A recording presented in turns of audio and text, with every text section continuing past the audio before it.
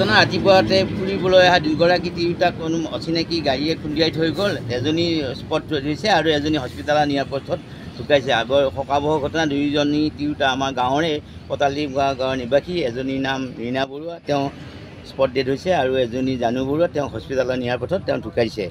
এতিয়া কথাটো হৈছে, এতিয়া আমাৰ এই যিটো 4 লেন অৱস্থাটো নোহোৱাৰ কাৰণে আমাৰ যিটো 52 নম্বৰ ৰাষ্ট্ৰীয় ঘাইপথ, এইটো বৰ মানে ভয়াৱহ, 15 নম্বৰ ৰাষ্ট্ৰীয় ঘাইপথ বৰ ভয়াৱহ হৈ উঠিছে। আৰু ইয়াত যান-জঁটৰ কাৰণে প্ৰায় প্ৰতিনিয়ত একোটা ঘটনা, সৰু ডাঙৰ ঘটনা ঘটি আছে। আৰু আজিৰ এই ঘটনাটো বৰ দুৰ্ভাগ্যজনক।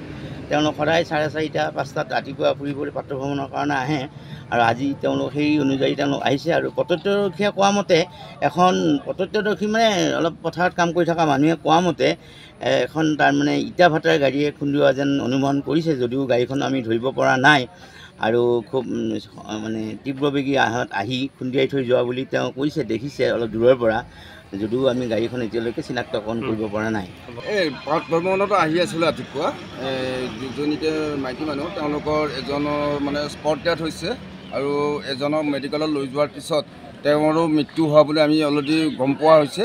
আৰু যিহেতু আমাৰ ৰাস্তাটো 4 লেনৰ ৰাস্তা, এইটো 4 লেন ৰাস্তাটো আমাৰ হোৱাৰ বাবে আমি বহুতবাৰ আমাৰ প্ৰশাসনৰ আমাৰ ইফালে মানে আপত্তি জনাই আছে, কিন্তু ইয়াৰ কোনো ফল পোৱা নাই। সেয়েহে আমাৰ এই 4 লেন হোৱা ৰাস্তাটোৰ কাৰণে আমি বহুতবাৰ চেষ্টা চলোৱাৰ পিছতো হোৱা নাই। এতিয়া আমাক এই 4 লেন হোৱাৰ ব্যৱস্থা কৰাই দিব লাগে এই ৰাস্তাটো। ঠিক আছে, ভয় লগা হৈছে ৰাস্তাটো, বহুত ভয়ংকৰ এইটো ৰাস্তা, বহুত ভয়ংকৰ হৈছে। যিহেতু মোৰো ইয়াতে এটা এক্সিডেণ্ট হৈছিল, বাইক এক্সিডেণ্ট, আৰু মোৰো আজি এখন ভৰি লেঙেৰা হৈ আছে।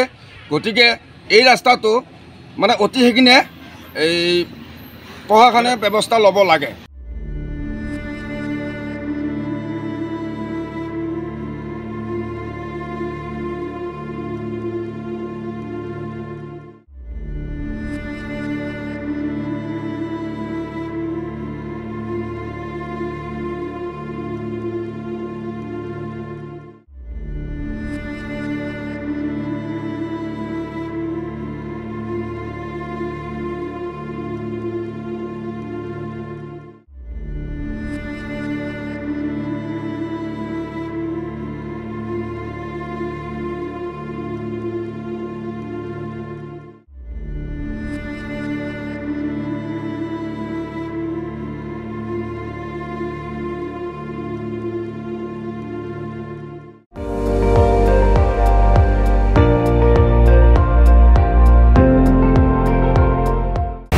আপুনি চাই আছে ND24, সৰ্বশ্ৰেষ্ঠ নহয়, সৰ্বোত্তমৰ দৌৰ।